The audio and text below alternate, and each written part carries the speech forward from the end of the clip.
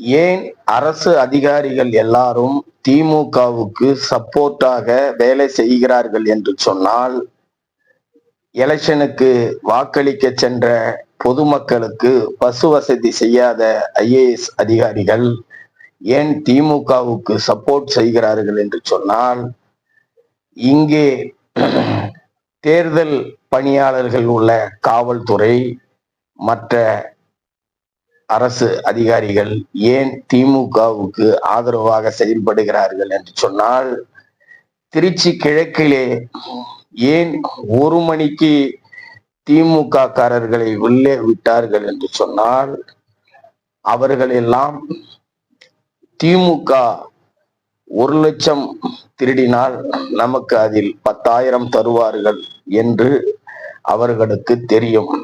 ஏனென்று சொன்னால், அதிகாரிகள் இல்லாமல் திமுக திருட முடியாது. அதனால் விஜய் என்ன சொல்கிறார்? நான் முதலமைச்சராக வந்துவிட்டால் லஞ்சத்தை முழுமையாக ஒழிப்பேன். இப்ப காவல்துறை சரியாக நடக்கவில்லை என்றால் சஸ்பெண்ட் செய்வார், இன்னும் தவறுகள் செய்தால் டிஸ்மிஸ் செய்வார்.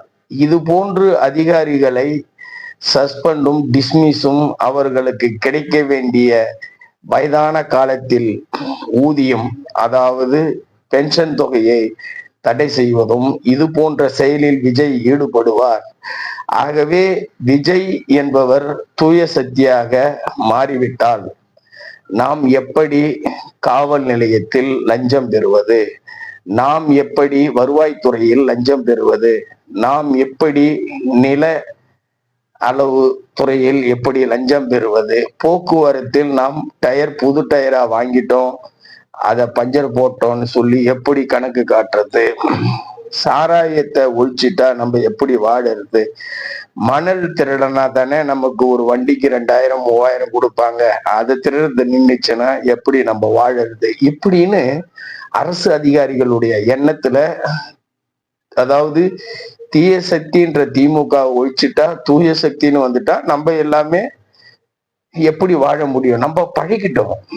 நம்ம கிட்டத்தட்ட 75 வருஷம் திமுகவிலையும் 55 வருஷம் அதிமுகவிலையும் நம்ம லஞ்சம் வாங்கி பழகிட்டோம். லஞ்சத்தை இல்லாம, அதாவது ஒரு காவல்துறையில இருக்கிறாருன்னா ஒரு நாளைக்கு அவர் வந்துட்டு குறைஞ்சது 2,000 இல்லாம வீட்டுக்கு போனார்னா வீட்டுல சண்டை வரும். அந்த மாதிரி நிலைமையை உருவாக்கிட்டாங்க. இப்ப ஒரு விவோ மணியகார் ஆபீஸ்ல ஒரு கையெழுத்துக்கு அதுக்கு இதுக்கு இப்படி பல அதிகாரிகள்